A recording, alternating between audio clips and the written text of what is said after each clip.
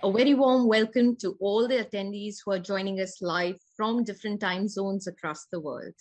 I'm Varija, convener, National Ability Summit, an initiative by Varija Life. I'm an Indian Asian woman with brown eyes, whitish skin, and long brown straight hair. I'm wearing a green dress today with a white background with the logos of Varija Life and National Ability Summit on the left and the right top corner of my screen. During the entire 2 days at the second edition of National Ability Summit, we have and will be covering various panels and extensive panels on digital accessibility, disability journalism, sports for people with disability, entertainment, employment for people with disability, accessibility transport, accessible tourism, inclusive living, aftercare homes, community-based rehabilitation, disability policy, inclusive education, mental health, media, and yes, the list is exhaustive. But where do we start? Identifying yourself as disabled. Data. But data on persons with disabilities is hard to find in almost every country. Maybe that's the reason why India admits or settles for under 3% of its population as disabled, vis-a-vis its Western counterparts, which admit 26 to 27%. Nothing will be successfully proceed. Nothing will proceed till we have the accurate data, till people with disabilities proudly identify with their identity. But is it that simple? Let's find out in this session the relevance of identity of people with disabilities. And to moderate this session, please welcome the very inspiring Debra. Debra is the CEO and founder of RU Global Impact, Executive Chair, Billion Strong Organization, Human Potential at Work, talk show host and co-host of Access Chat Community, joining us from US. The UN President's Office invited Debra to address the United Nations General Assembly at the Conference of State Parties in 2016. She was selected as the North American representative of UN ILO Global Business and Disability Network, US State Department Global Speaker and Ambassador since 2018. Nominated as Global Goodwill Ambassador in 2018, she has authored 3 books and is a global influencer, and the list is too long, and for sure has influenced me a lot in past few days. A very warm welcome to you, Debra. I leave this session and I'm so looking forward to you to moderate. I hand over the baton to you. Thank you. And what a powerful opening. So thank you so much. So my name is Debra Rue, and I identify as she, her, hers. And also, I have a background that is celebrating Billion Strong, which we'll talk about today. And I am a white woman with brown glasses in a blue outfit with a scarf that's blue tiger, which I just thought was pretty. And I also have gray and purple hair because I figure if I'm going to have gray hair, I'm going to add some more color to it too. So I have gray and purple hair, but I also identify as a person with disabilities. I am a person that's neurodiverse. I was diagnosed very late in life, in my 50s, with ADHD. And my friends said, wow, you just got diagnosed? Everybody else seemed to know it but me, but okay. But there's some blessings with the ADHD because it makes me a hard worker and I'm obsessed about work, but it's also can cause extreme anxiety and confusion and things like that. Yeah, I can push myself too hard, but I'm a mother. I'm a mother with an amazing daughter and son. And my daughter, who's my eldest child, is 34 years old, and she was born with Down syndrome. And when she was born, my beautiful friends were, they treated it like it was a tragedy. And I didn't think the birth of my beautiful daughter was a tragedy. I thought she was born perfect, just like she was meant to be born. And she's inspired me and challenged me every day of my life. I also am a wife. My husband sadly was hit by a car when he was 11, very, very bad car accident, very bad traumatic brain injury. And even though he survived it, dementia came for him. So my husband sadly has dementia, Parkinson, and epilepsy. And he's, yeah, it's an interesting journey. But gosh, he's an amazing man. So that's just a few of my identities that I'm explaining. And this is what this conversation is about. And I don't think anything's more important than identity. So I just wanted to give you a little snapshot, even a little bit more of a description of how I'm identifying. And so I'm going to hope my panelists will do the same thing, because identity is a very complicated topic. So let's start with Yuval with Access Israel. Okay, so I will start by that I'm bald with reddish face, brown eyes, wearing light blue polo, and in my background is Access Israel logo, which looks like two people upside down equal. Anyway, I myself a quadriplegic, a man using a wheelchair, paralyzed from my neck down due to a flight accident when I was many, many years ago, a young pilot. And that's me. Do I go over and tell about? Yeah, tell them about your background though, because it was wonderful that you've all, lived in Israel, because after he got in the accident, I was just wondering if maybe you could, because you've done so much, but you should definitely mention that. Yeah. So when I became a person with disability, each one of us, we don't want to live with disability. It's not something that we want to happen. It's our face. It's our path of life. It's it. And when you actually, in my personal life, it was an accident. So you have this rehabilitation time, what's called, where you have to deal with your new status, your new way of understanding yourself. But then you have to also deal about you and how you live in with people around you.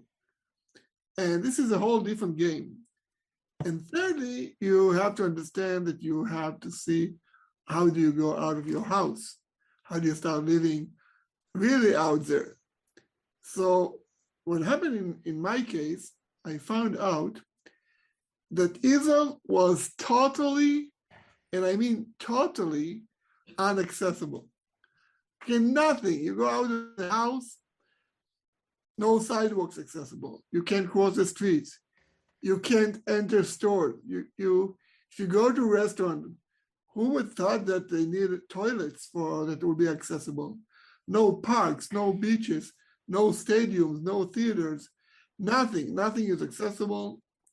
And this actually amazed me.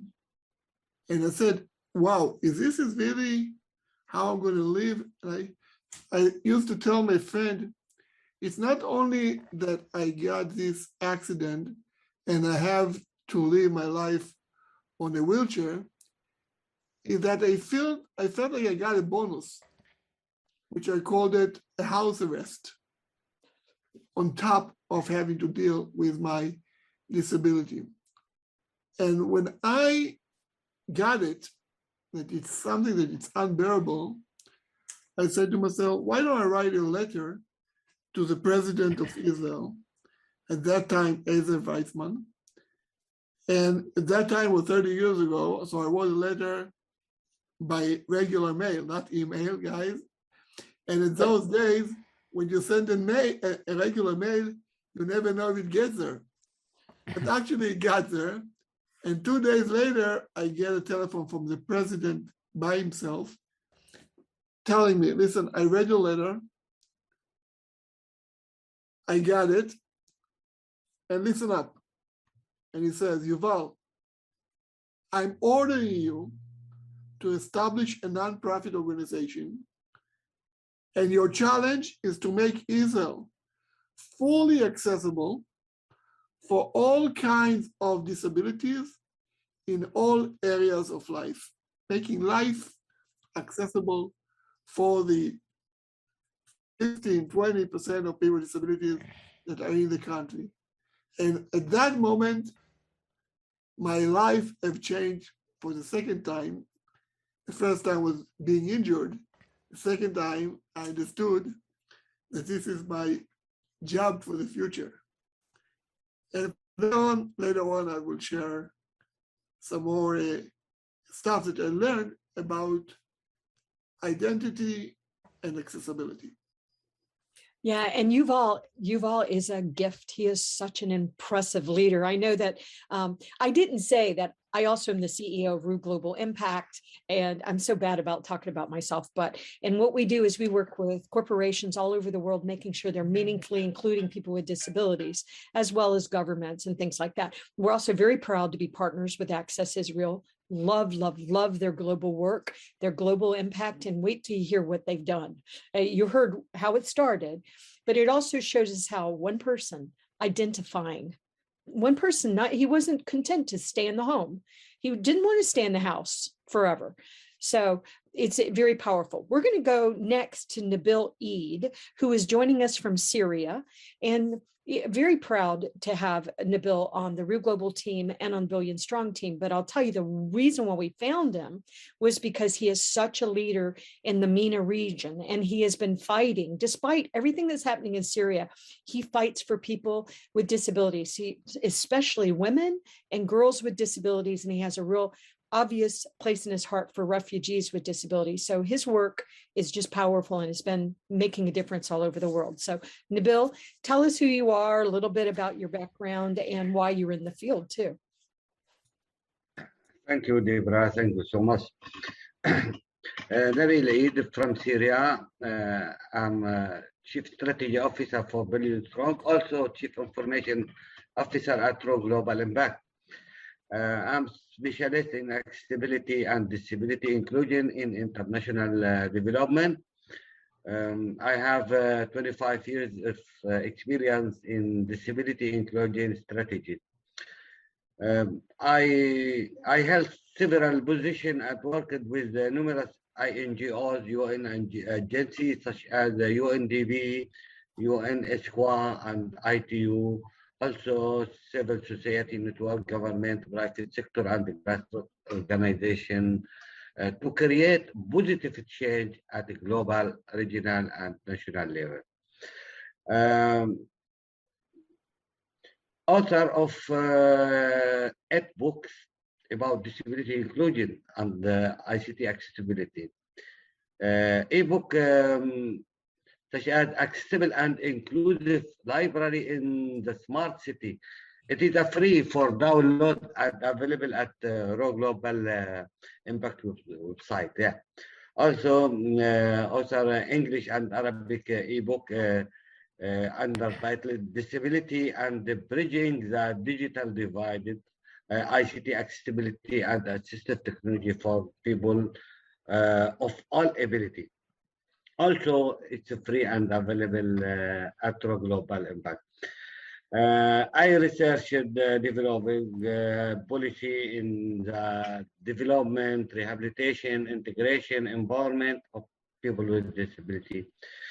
Working on developing innovative program and activities as training the organization approach and building an accessible environment.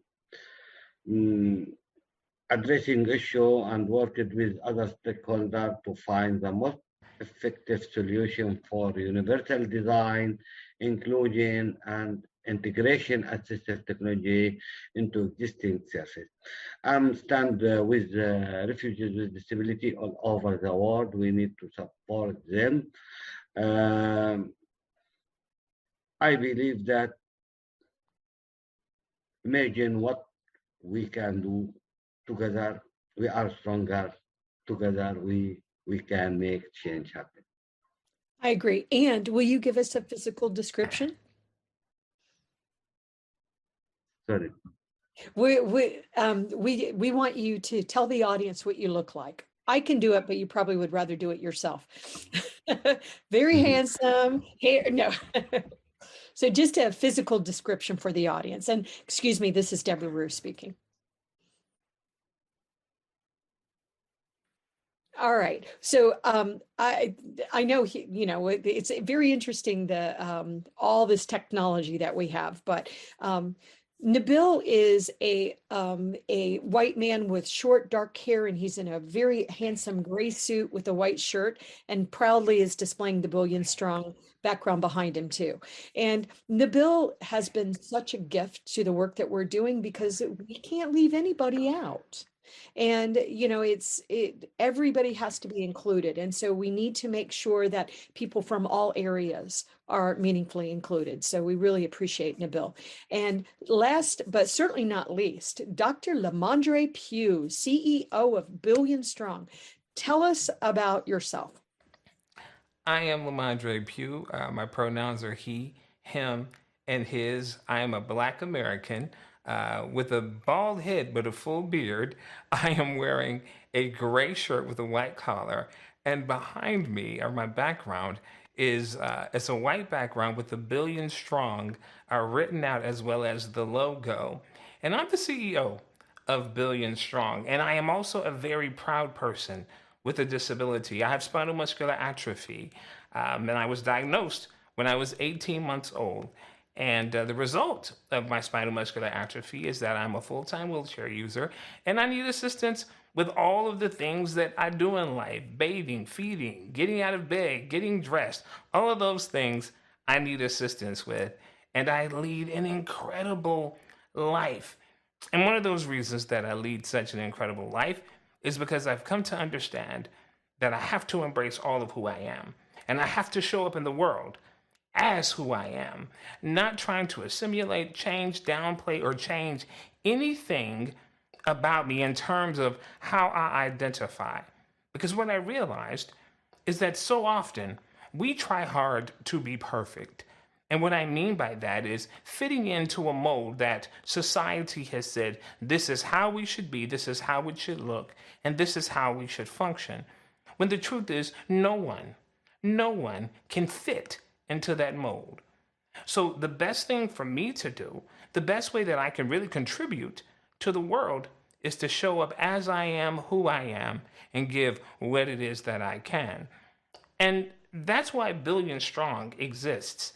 Billion Strong is a global identity organization by people with disabilities, for people with disabilities. We're a grassroots organization that seeks to unite, to elevate, and to empower the global community of people with disabilities to speak with one voice and to effect positive change in the community.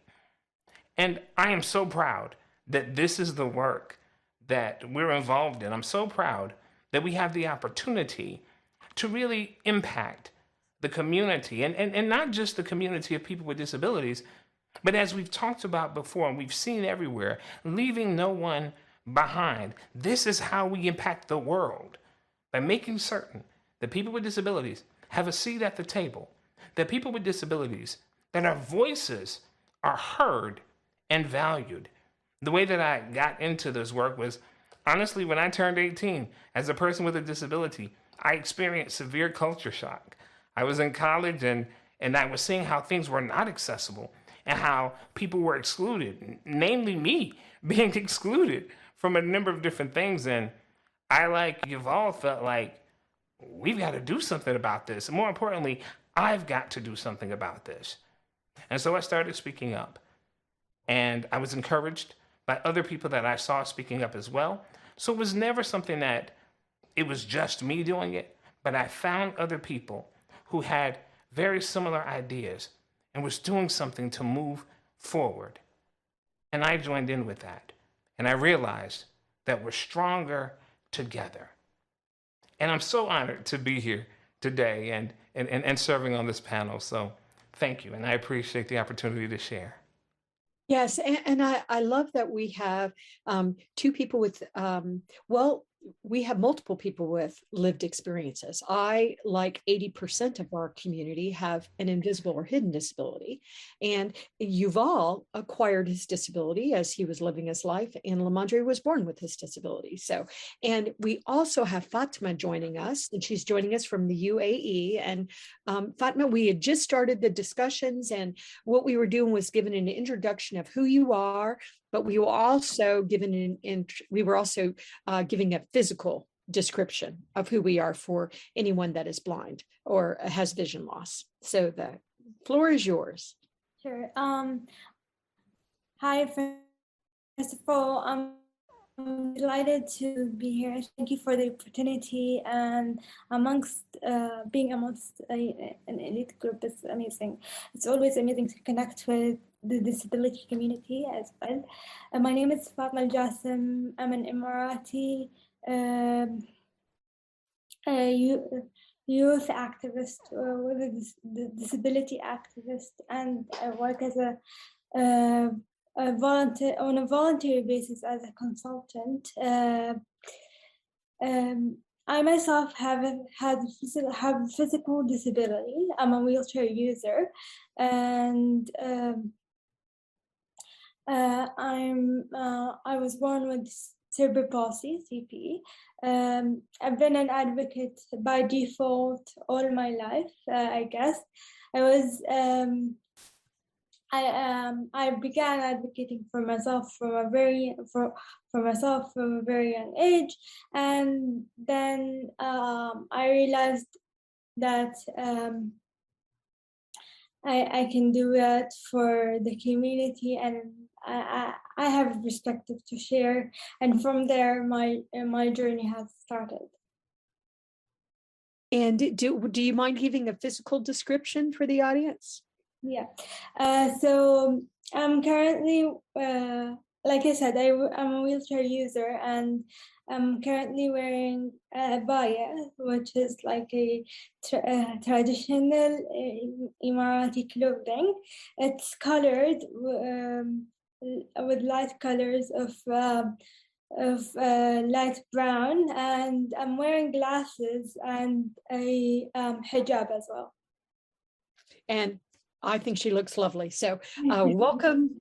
So what a powerful group we have here. So, all right. So we're gonna go around and we're gonna talk. We're gonna really dig into the identity from all these different countries, which I think is so important. And once again, we see Access Israel saying we want to make sure Israel is fully accessible and inclusive, but we want to make sure every other country benefits from the work that we're doing here. So seeing that kind of leadership, it just gives me so much hope that we can finally really move forward. And I think it's very clear representation matters. And I'm going to just tell on myself right now about something. So Rue Global Impact, we're a social enterprise, a for-profit company, very proud. 90% of our team are people with disabilities, but we work with corporations trying to help them be successful and include us and all kind of other things. We also work with nonprofits, because one thing we're seeing with nonprofits and NGOs, and by the way, Access Israel can provide these kind of services as well. But I see that our community, many of our agencies, many of our DPOs, disability persons organizations, we are not accessible ourselves. And the other day I was an ambassador for someone, and I'm no longer their ambassador, but was an ambassador for a group that was doing things, but they built this great website with this portal and app. And then they said, anybody have questions? And I said, is it accessible? No, we didn't have time to do that. We'll get to that later. Oh, that's too expensive. That's too much trouble. Okay, so that's why we need leaders on talking about this, because that is no longer acceptable. And when they said that, I on the call said, well, once again, people with disabilities are the losers. We don't get to be included. Oh, well, so we can do better, but we have to make sure that we ourselves are talking about these. So you see the leadership that you've always talked about. You see Fatma talking about, she advocated for herself right away. She knew she had to. LaMondre talked about it. Nabil. So let's dig into this. So LaMondre, I'm going to start with you. Why should the community of persons with disabilities, I mean, seriously, why should they come out in pride and identity? And can we really do that globally, LaMondre? Absolutely. First of all, I do believe that the community of people with disabilities need to be proud of who they are. Because one of the things that I think sometimes is missing is that disability is simply a natural part of the human experience. It is simply a part of diversity. Now, it is not the defining point of any one individual, but it's certainly a defining point. And it also informs my perspective of the world, just like so many other parts of me informs my perspective of the world. So to deny or to hide a part of who I am is really to deny a part of who I am. Now, why people have not identified, there's some reasons as to why. First of all, there's a lot of stigma associated with being a person with a disability. And in many cultures, it has been considered a curse. Individuals are looked at as less than or something missing, something broken, a problem.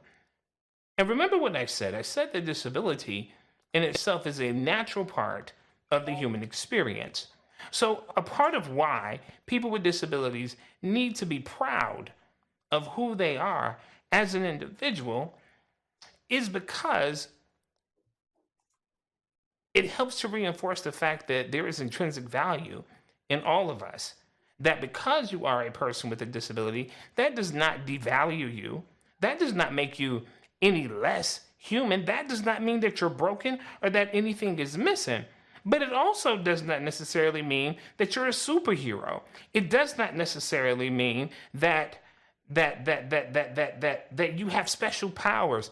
It simply is a recognition that you're human. Our call to be human is not necessarily one that says everybody is exactly the same. And in order to be accepted or in order to be perfect, you have to be exactly the same. I'm a firm believer that variety is the spice of life. This is a part of my variety. This is a part of my spice. And what I'd like to do is I'd like to be able to show up in the world with all of who I am and sprinkle my spice in the sauce. After all, this is how we progress. This is how we move forward. There is value in being exactly who and what you are. So as a proud of it, I stand up for it. I didn't ask for it, but I own it. And I show up with it in a big way. So that's why I believe it's important for people with disabilities to have a sense of pride and to show up with that pride and be unapologetically who you are. Well said, well said. I'm going to skip around a little bit. I'm going to say to the panelists, just because now that I also know a little bit more. So I'm going to go to you next, Yuval. And what we're going to do is talk about how our countries are handling it. So Yuval, I just think Israel is just doing amazing work, and not only doing amazing work, but sharing it and bringing together people from all over the world. It's very, very exciting. So tell us more about what is happening in Israel and how that is impacting us globally. Thank you, Debra. And this is a challenge. When we have started, as we said, nothing was accessible. And we tried to figure out how can we be effective in what we are doing. In Israel, it's a small challenge because it's a small country. The bigger the country, it's more complex. And the challenge is bigger. So the way of thinking is how we can be effective. And we have chosen two models to use to make our future more accessible. One, we thought of how we can make the issue of accessibility and inclusion as a business model. So we can engage leaders of organizations. And when I mean organization, I mean big, impacting, effective organization, which means government ministries, which are big and effective, which means municipalities where we all live, which are big and effective on our life, which means businesses, again, that we all consume in, and lastly, which means non-profit organization, but the big ones, which means usually health, like hospitals, and education, like universities. These four entities, kind of entities, are the biggest and most effective. And we had to figure out how we can affect them to implement accessibility and inclusion in a state where there's no legislation in those signs. And there comes identity. And the way we've done it is very simple. We made this business model that is very simple, talking about that accessibility, budget. You have to look on the budget not as a just putting money out there, but as an investment that will make your business more accessible or your entity more accessible, then more people will use it. Again, we're talking about at least 15 to 20% target market.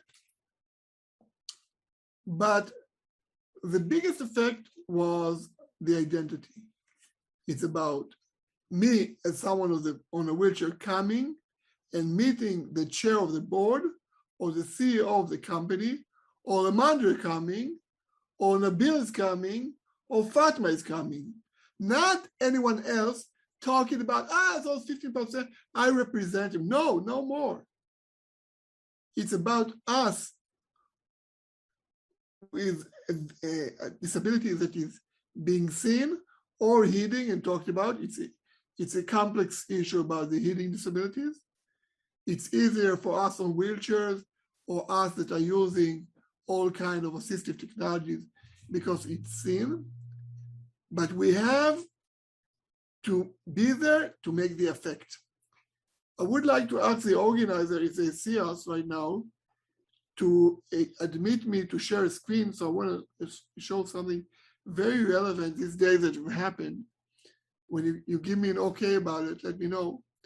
But the second thing that happened after doing that, we figured out on another amazing mechanism that can be hugely effective. And I always recommend that to all our friends in all over the world, is engaging the press.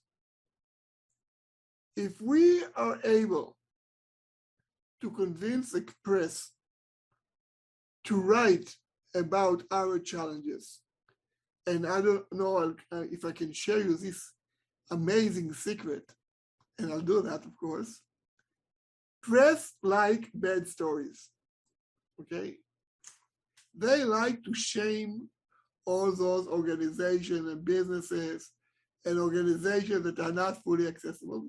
They totally love it. So use it. These are, and I remember in the beginning that, as I said before, nothing was accessible. So every place we went with a camera, we used to have a picture of a wheelchair and a stair of stairs, you know, and it's in the newspapers and it's in TV shows, and you know, no organization like these kind of items, but it's a big motivators of change. So we have, when you guys are listening to this panel, you have to remember these principles. The presenters and the leaders and the advocates are us, people with disabilities. 2, try to find the biggest leverage that you can, the biggest impact. Talk to the managers, to the leaders. They are the real target market. And thirdly, use the press, amazing back force to make a change. Yuval, they did give you access if you want to pull up So the that's great, because I would like to show you guys exactly something that just happened last week at the climate change UN event at Glasgow. And I'll show it, and then we'll give it a brief quick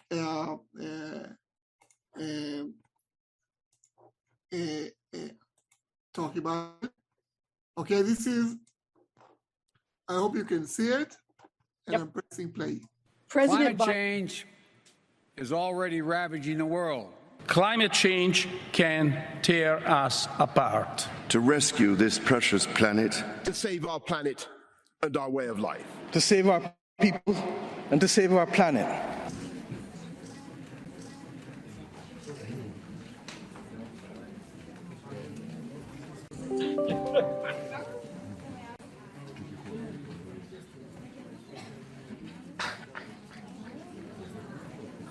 Wow. My gosh, I want it. I want a copy of that. That's powerful.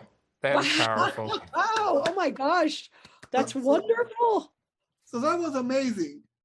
The Israeli Minister of Energy, she's a woman on a wheelchair.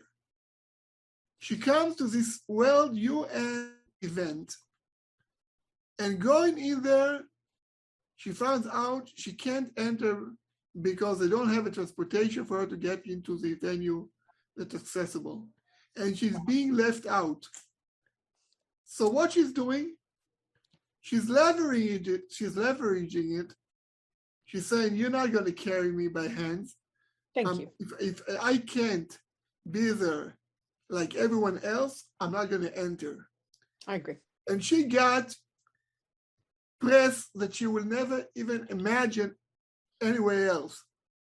So that is a way of using daily, inaccessible events and making our CEO says, making a lemonade out of this lemon.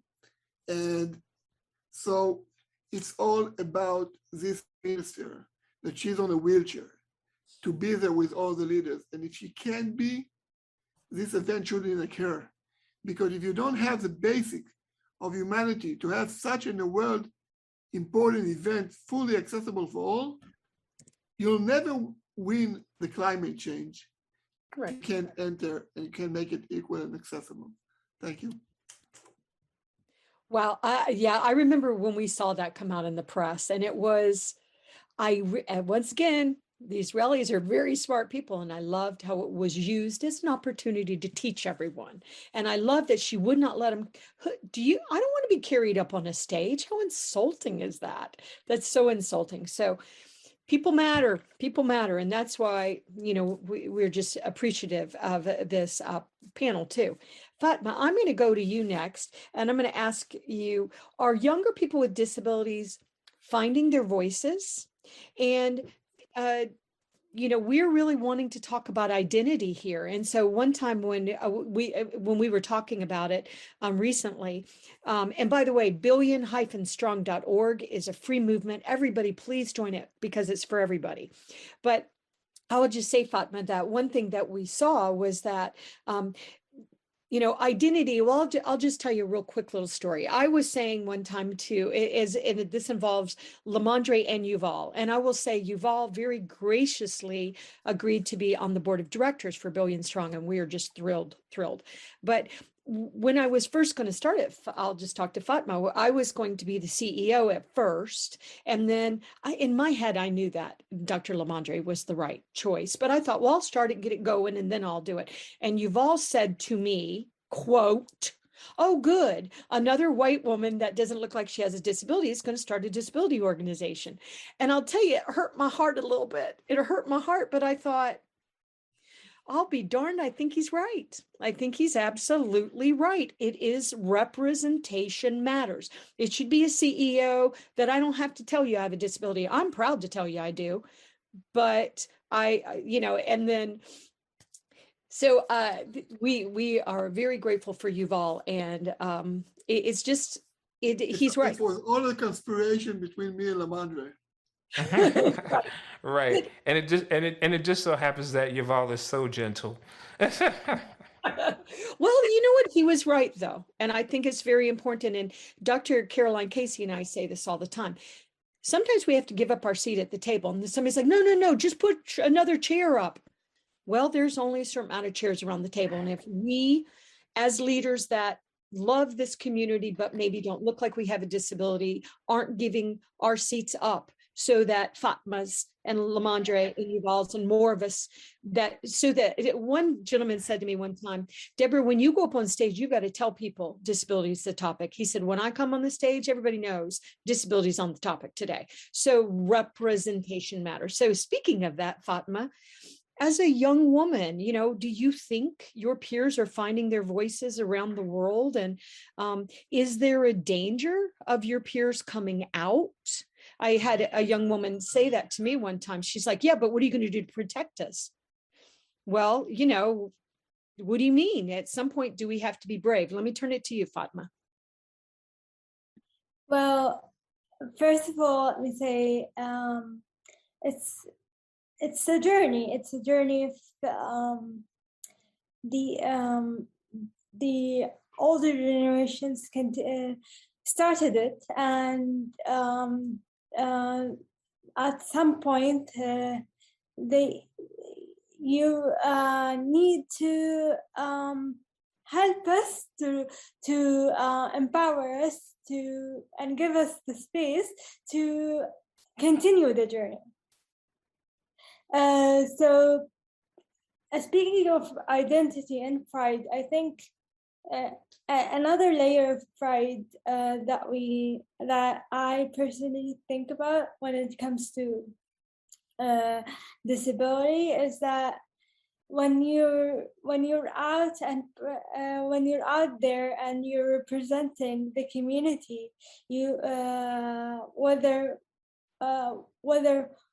what kind of disability you have, it doesn't matter, but you kind of inspire younger generations, and you can inspire a young girl or a young boy to continue because they can see themselves. Like, for example, when I was very young, little, I did not have that representation in my like in my area, in my region, and the world in general. I think we've passed a lot of representation checks right now with all the movies and the Oscars paying attention to disability, for example. So there's always a layer of inspiring younger generations that we are able to achieve, and that, for example, sports are not the only option, because there's a misconception of disability. It's always associated with the sports, for example, and the posters and everywhere. It's not to discourage. I'm not talking about it because I want to discourage athletes and Paralympics, but by all means, they're phenomenal. But it's always an important idea that you don't have that single story and a repetitive story, that it's not the only option. So talking about especially young women or younger voices, I think with the help of social media, with the help of technology, those platforms give freedom and liberty for younger voices to voice themselves and to bring themselves a seat on the table. I think this is like with technology that we have with the social media, a lot of things have changed, and that's the positive side of social media, I think. That was very powerful. I know that, and I'm not a young woman anymore. I'm in my 60s now, but when I was a young woman, I was often told to pretty much just be quiet, shut up, and sit down and let the adults talk in the room. For a long time, I was treated that way probably into my early 40s. And so, but now I will be honest, Fatma, I am finding some of the greatest advice and strategy coming from the younger generations. I mean, really young. So I'm very, very hopeful. And we're really glad that you are advocating for yourselves. I just want to say you're a really beautiful speaker too. Before I turn it over to Nabil, because I want to ask a really serious question to Nabil, LaMondre or Yuval, did y'all want to come in and make any comments? I say you, LaMondre, from the identity, but also Yuval, you know, I know that Fatma's joining us from the UAE, and I know that y'all have engaged with the UAE with some of the innovations. We're seeing innovations coming from MENA. We're seeing them. So I didn't know if you wanted to comment on that as well, but let me give it to you, LaMondre, and then I'll hand it over to you, Yuval, and then we're going to go to Nabil. This is LaMondre. I agree so much with what Fatma said, particularly about seeing other people who looked like you or maybe who was in a similar situation to you. When I was a child, growing up with a disability, I didn't see very many people with disabilities where I grew up. And it wasn't until I saw a man with a disability driving a car that my world, boom, opened up. I didn't realize that was a possibility for me. I didn't realize people who were like me could do that. And even though I don't drive today because of some weakness in my arms, the possibilities that I saw represented in him that day opened up the world for me.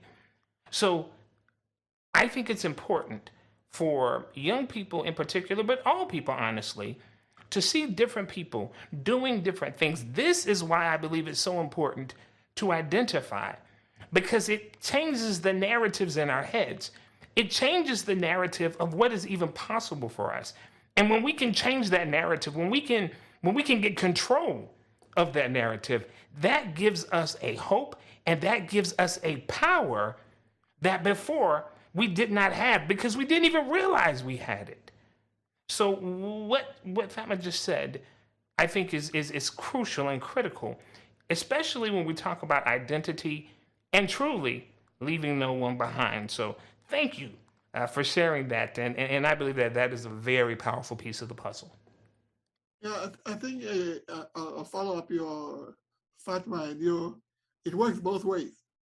On one way, it empowers us, people with disabilities, to be out there and go and dare and, live our normal life like others. But it also works about people that are not aware about people with disabilities. The more they see us, the more they understand this is part of life. And something good is happening and a lot of improvement about it. And Fatma talked about the Paralympians, and we just had this international webinar about accessibility inclusion and their effect of the Paralympic effect on that, is that we see more and more in commercials, see more and more awareness campaigns, we see more and more Paralympics on TV. So the more we see, the more it's out there, the more the 20% are out there daily from the high-end profile of movie industry, and Paralympians and leaders like ministers and others, then the more, again, it's all about, I'm so happy about the initiation of Bigger Stronger, because the more we talk about it, we understand that this is the core. It's actually the core of everything. You can try to do this, employment, tourism, everything. You try, everything works well. But what is the core? The core is identity. And if everyone will understand that we are there, it's normal. It's, don't be we are people. This is our way of living. Okay, unfortunately, or fortunately, whatever you look at. But the more we see that, I think that would be great. And I want to close by saying that, Fatma, we're looking forward to see you in the expo. And around the beginning of December, we're going to be there. I'm going to invite you to some participation there. And we're looking forward again to work on identity and technology. Every best practices that all of us have, we have to share it. We have to share it because it's a great panel because we all do it. It's not a job for us. Right. It's our mission. It's our mission of life. And if you just second think, how many of us advocates, accessibility leaders have in the world, it's probably tens of thousands. And if we by billions stronger, join together and empower it and make a ripple effect, I'm very optimistic about our future. I am too. I'm getting very optimistic. And, part of identity, of course, is, we have to identify ourselves as we're talking about, but we know that in a lot of countries, the numbers aren't correct. We talked about that early on. 3% in India, that's ridiculous. So I look forward to a time when countries are doing census and including us in more meaningful ways there. So we know what the true numbers are, but in the meantime, we can honor ourselves. We can honor Fatma when she joins the conversations and then immediately start including her in other conversations. So we're stronger together. Yuval said that so graciously. I just think so much of Yuval. He is a great mentor to me. And I know he's a great mentor to Dr. Pough as well. So we're lucky that this man, did have an accident, because he's changed the world because of it. Sorry, but we appreciate you though. But all right, so let's. I wonder, do you feel the same way, Yuval? I know, sorry, but it wound up being a gift to the world, which is fascinating, right? So, but maybe I should have said that. But anyway, let's dig into an even deeper part of the problem, okay? Because this is a problem an issue that we don't really, I think we're not handling it as well as we could. And we all are just coming out, hopefully out of pandemic. But Nabil, I know that you live in the beautiful country of Syria, and what y'all have had to walk for so long, it's just chilling, and we are so sorry. But how is the international, or how can the international community step up to help the refugees from Syria? We have refugees everywhere, but what do we need to do as your community to help more with refugees with disabilities? Yes, thank you, Debra. As you know, the ongoing conflict in Syria is one of the world's largest humanitarian crisis, really. 10 years of fighting led to Syria having a high record prevalence of disability in conflict worldwide. Based on the World Health Organization and Handicapped International report, about 3.7 million people are injured and living with disability in Syria. Yeah. People living with disability are often excluded, marginalized, and forgotten in war crisis.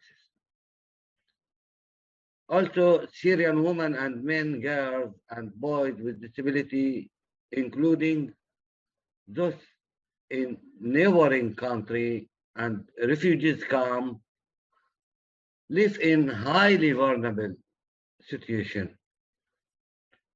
They face multiple and intersecting forms of discrimination, including increased barriers to access support and life-saving services.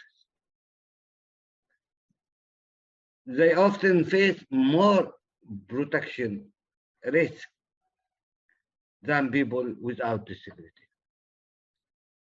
At the same time, funding for an inclusive humanitarian response in Syria and program that serve Syrian refugees with disability in neighboring country is at risk.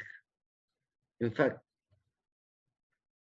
these are major and complex challenge.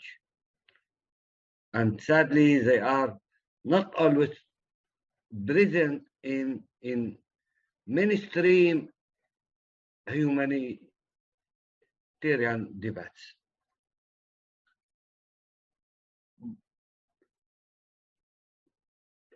People with disability are often invisible in program delivery, ignored in refugees and internally displaced person assistance program, and neglected when humanitarian and aid agency establish target surface, especially in fragile and conflicted setting. People with disability are often unable to access mainstream assistance programs because of physical or mental barriers. Adding to this challenge situation, community coping mechanisms such as extended family and neighbors are often destroyed during conflict and displacement. This leaves many civilians with disability vulnerable and with no assistance.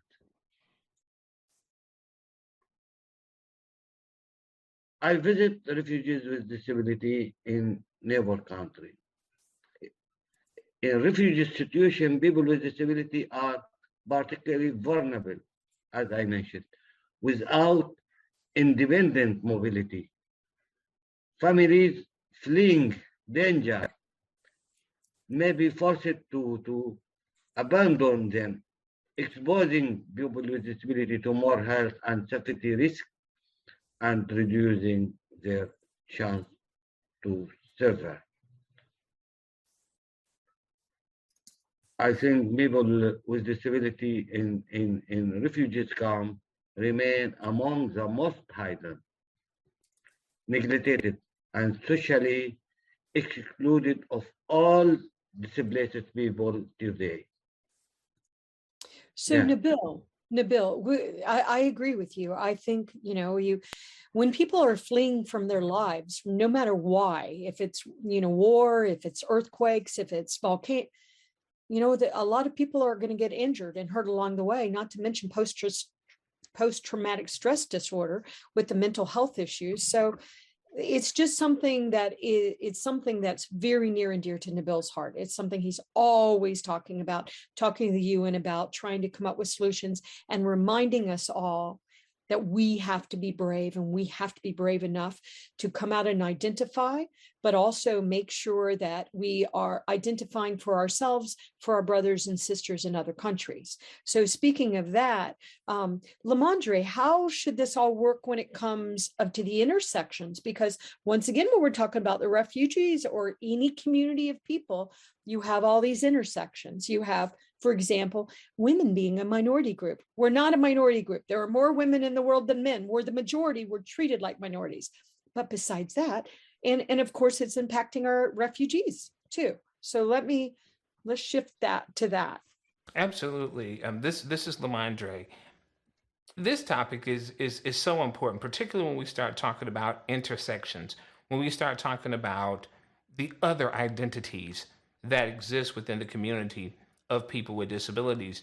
And the reason that I think this is so important, because traditionally, when we talk about disabilities, it's almost like we cease to become complex. We only become identified with the disability, and that's it. As if the fact that I'm now a person with a disability, that I'm also not a black man anymore, or that I'm not male anymore, or that I'm not a Southerner anymore. Well, the truth is, I am all of those things. And as I mentioned earlier, my disability is not the defining point of who I am, but it's certainly a defining point, and it does inform my perspective of the world, just like all of those other identities that I identify with that are a part of who I am. So we have to begin to embrace all of who we are. In fact, I think that that has been a part of it, a part of the struggle and a part of the issues that people with disabilities have faced has been the fact, a denial of the complete human. The fact that we all have this experience, that we're all living through this process of life. And so I think that in order for us to really amplify our voices, in order for the world to really see people with disabilities as people, we have to show up. We have to show up in every area of our lives as complete and whole. If the only time we ever show up is when we're talking about access, if the only times we ever show up is when we're talking about issues that exclusively focus on the disability community, then we're missing a whole part of life. When we talk about the seat at the table, we're not just talking about the disability table. The situation that happened with the Minister of Energy, Karina Alhera, I believe is how you pronounce her name. The situation that happened there really is a prime example of how the needs and how the inclusion of all people are great to talk about, but in practice, how do we make that look? How do we make that a reality? So here's the thing. Not only is she a person with a disability, but she's a person with a disability with an expertise on energy.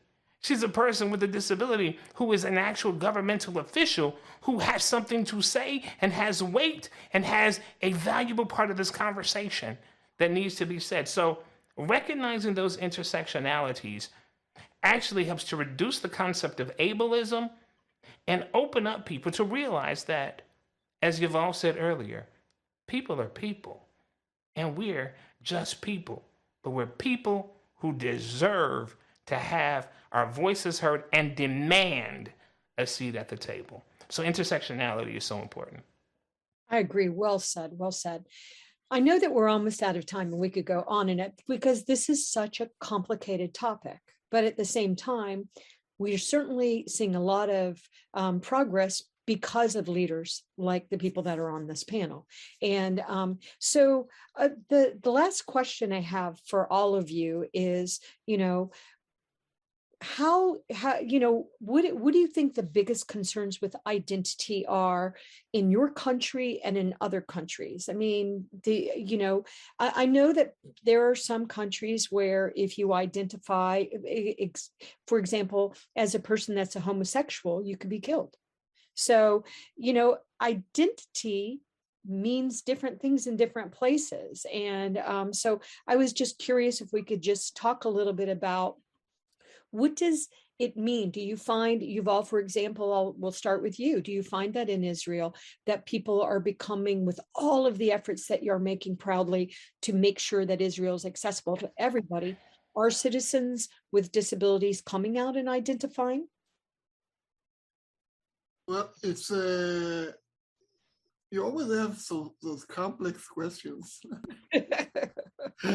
Very deep questions. You are the greatest moderator ever.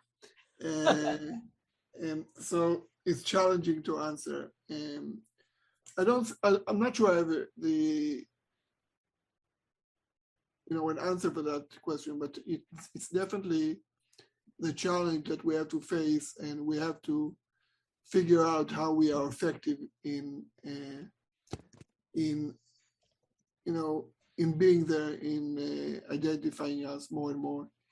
And we should probably use every technique ever. Yes, I see that this, the same challenges also in other minorities and other culture movements that they're out there. How to be out there and to be hugged and acceptable and embraced and equal by everyone. I would like to go on that issue maybe to one of the places that we should deal with it, and this is education. I think, and I would like to start by that I saw, I think a few months ago, and I was pretty happy about it. I saw that a game of a kids game of a bus, a regular American bus, but the school bus was also with a wheelchair ramp and with a accessible sign, and it came also with diverse users of the bus, which are black and white and others and women, and also wheelchair user. And that for me was a game changer, because I think that if our kids will grow up with games that people with disabilities are in those games, and they'll see those TV and game shows, whatever they see on TV, that will include identified people with disabilities. And then when they'll go to school, they'll see kids with disabilities with them in every class with all kinds of disabilities. And then, and on and on and on. And so when I said education, I mean education that's starting from the parents. Later on, of course, education in garden, in garden schools and more. But I think this is something that we should empower or advertise more, the importance of, just see it as simple as that. Yeah, well said. And Yuval, I know that we're going to be out of time. So I also want to tell the audience that Access Israel puts out amazing webinars almost every single month. And so if you don't know about Access Israel, they're a wonderful resource. They're constantly educating, as he just said. So it's a wonderful resource. So Yuval, will you tell the audience how to find Access Israel? accessisrael.org, that's it. Very easy. So, all right, cool. All right, Nabil, I'm going to come to you. How do you find, and if you want to expand your answer from Syria throughout MENA, and I know that Fatma is going to talk about the UAE, but, do you think that people are ready and wanting to come out and identify, and could there be any barriers to that? Yeah.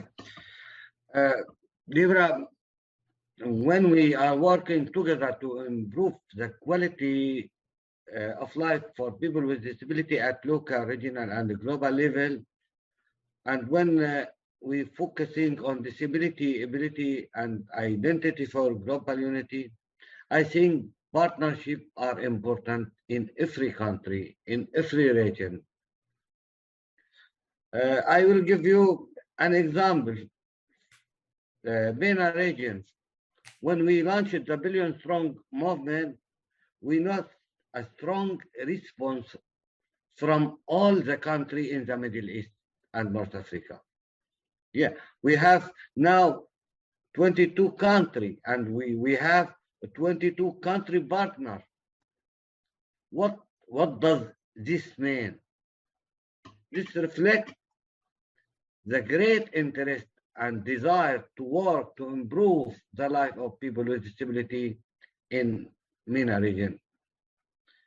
I think partnership will help unite, educate, empower people with disability, both from an identity and economic standpoint.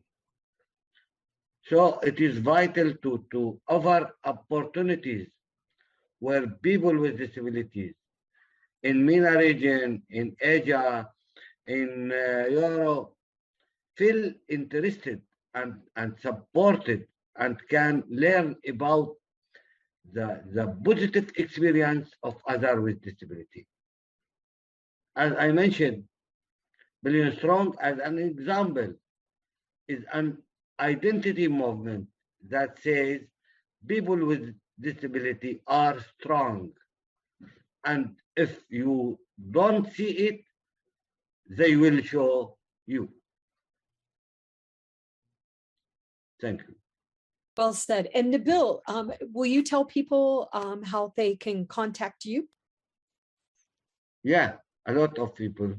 Yes, we have a lot of people contact, and we have a global advisor, we have a volunteer from MENA region, we have members.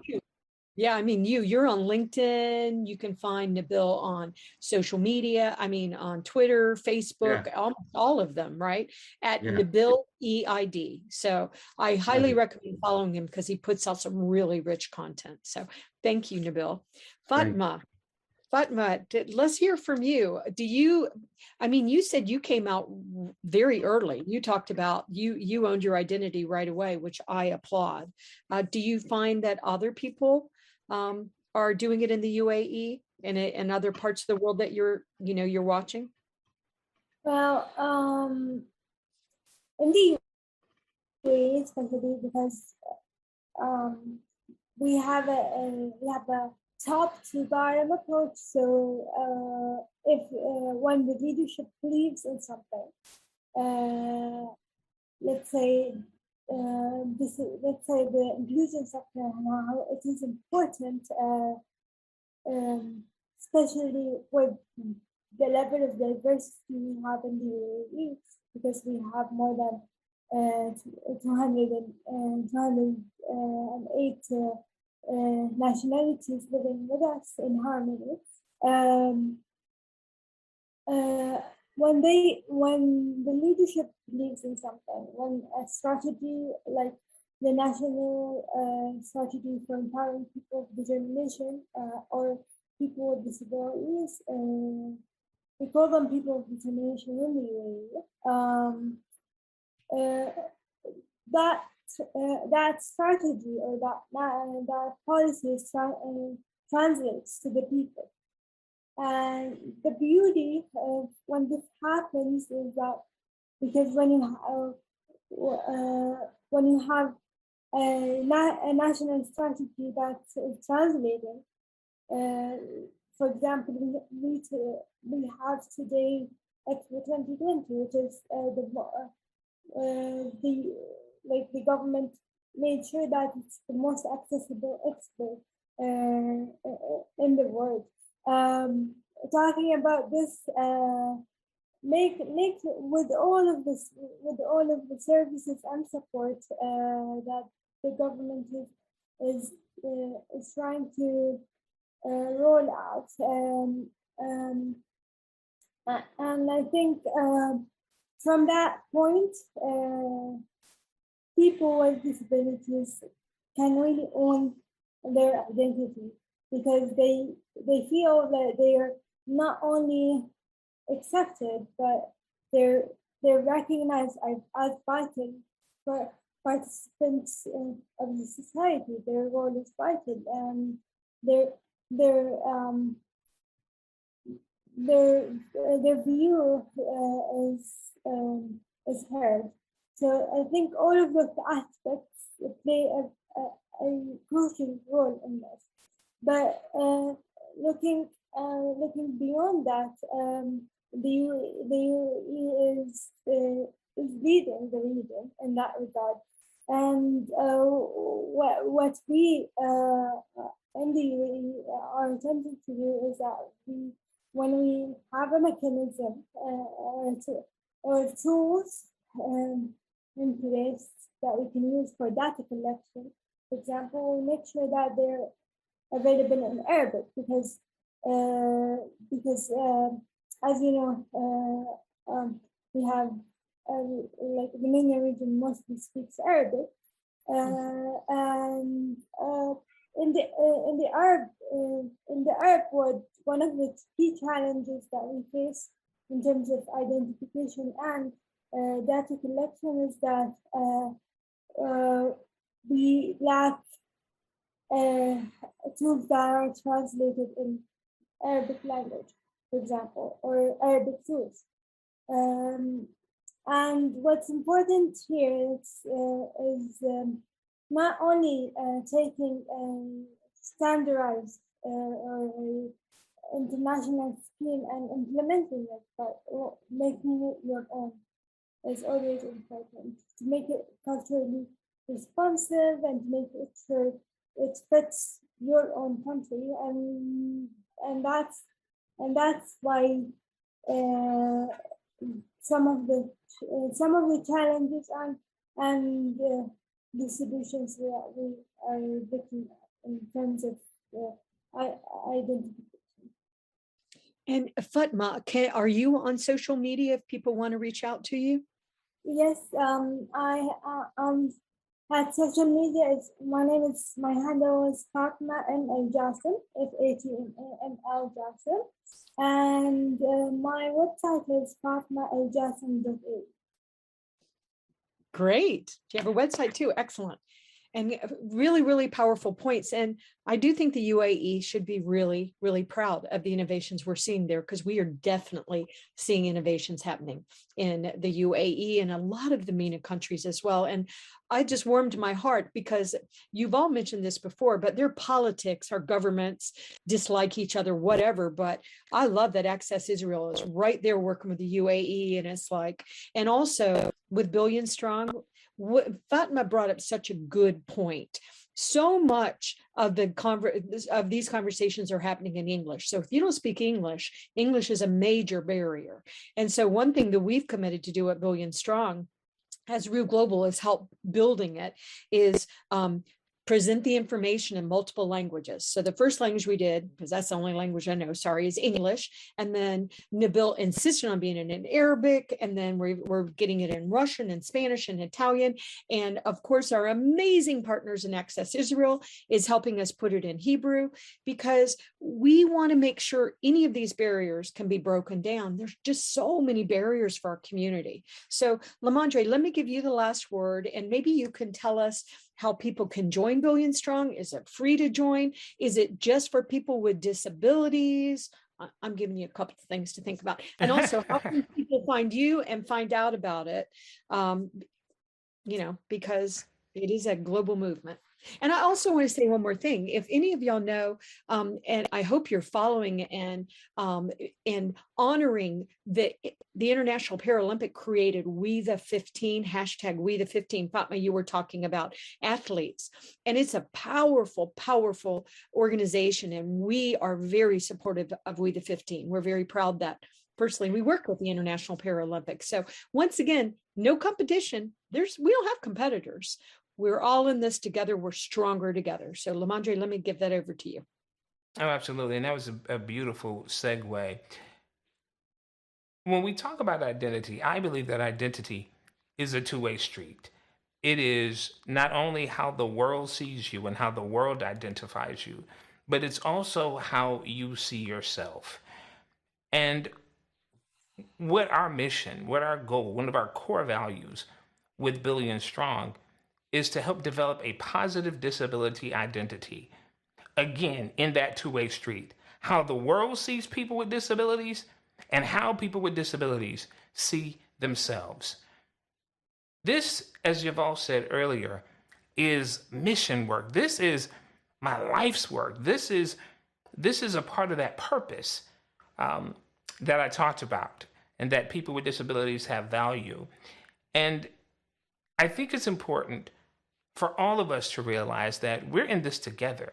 This is not people with disabilities just saying, hey, look at me and it's only about me and it's for me. No, it is so that people with disabilities can interact with the world and help to solve the problems that exist in the world and to enjoy what it means to be human without barriers.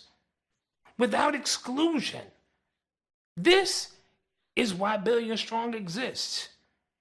And Debra asked the question, is this just for any people with disabilities, or can anyone be a part of this? Everyone can be a part of this. Why? Because we're in this together. We always look at, and there are terms that we use. We look for terms of people with disabilities or allies and accomplices. I look at it this way. This is an identity movement that's by and for people with disabilities, but that also includes people who love people with disabilities. That also includes people who support people with disabilities. That also includes people who love the planet. That includes people who want equal and equity, who wants equity in this world, to make this world more equitable. So, if you are those people, then Billion Strong is for you. The way you get in contact with us is by going to our website. We are billion-strong.org. That's billion-strong.org. And you can join the movement. And it's free. It doesn't cost you anything to become a part of the movement. But even though it doesn't cost you anything to be a part of the movement, I guarantee you, you will gain immeasurable from being a part of Billion Strong. And I want you to understand something. This is different. This is different. We live in a different time, and so this is a different way of thinking. This is a different approach. This is a different solution. This is a movement. A movement, yes, to move people with disabilities forward, but the overall theme of it really is a movement to move humanity forward. So please, go to our website, join the movement, figure out if you want to volunteer, figure out if you want to donate, share it, do whatever you can to become a part of the movement. And if you want to contact me personally, my social media handles are LaMondre Pough. You can catch me on LinkedIn at LaMondre Pough, on Twitter, LaMondre_P, Facebook, LaMondre Pough, and wherever you just type that name and I'll pop up, I promise you, somewhere on there. But again, I want to thank you for allowing this platform to be had, and just let's pull together. As Yuval said earlier, we are stronger together, and that's how we're going to change things. So thank you. Well said. Well said. Luckily, we have only one LaMondre. I know. It's just, how do you compete with that? So it's like, wow. But I just think, as we all said, there's a lot to be hopeful about. And we're talking about building back better. Let's build back inclusively, accessibly. Better is not good enough if we're all being left out. It's just not good enough. And so why did we create Billion Strong? We did it because, as you've all said, we have to have the identity, because Dr. Caroline Casey, and we all supported her, created the Valuable 500 with the World Economic Forum. So we have 500 multinational corporations committing to meaningfully include us. We got to come out. We got to come out with pride. I am proud to be a woman with disabilities. I'm proud of my daughter. I'm proud of my husband. Let's be proud of ourselves, and let's stop letting other people say that people don't matter, because that's not true. Fatma matters. Nabil matters. Jasmine matters. LaMondre matters. Yuval, Rosemary. Fatma, our Chief Accessibility Officer of Billion Strong and Rue Global, also has cerebral palsy, and she's nonverbal, but she's one of the brightest women in the world with accessibility. So let's show what we got here. Join us. Let's show what we got. And please support Access Israel. Please, we're all in this together, but we got to help each other. No one gets left out. Thank you so much. Thank you. Thank you. What a brilliant and a powerful session. And something what LaMondre said, we are in this together, not just people with disabilities, but also people who are just temporarily abled. And we don't have any other choice but to be part of this. And I really loved what Yuval spoke about, and I resonate with him, because my kids are constantly on the screen and on the video games. And if at least in India, the concept of accessible video games is nil. And I think that's where we catch them young. I absolutely loved what Fatma spoke about, you're not just living for your own self. You don't know how many people you're inspiring behind you. Thank you so much, Fatima, for this. And, it makes us just far more responsible and get out of our own zones and our own cocoons, and our own modes of sympathies, and realize that we are actually inspiring and leaving behind a legacy.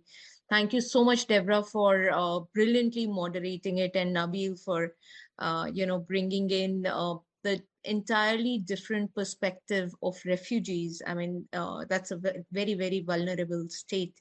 And I can totally relate to what you said. But Debra, you're a star. The more I'm getting to know you, the more I'm loving you. I'm seeing that on the screen. And I think it's just what you leave behind with the people. Probably you're not realizing the legacy that you're leaving behind you. Thank you so much for doing all that.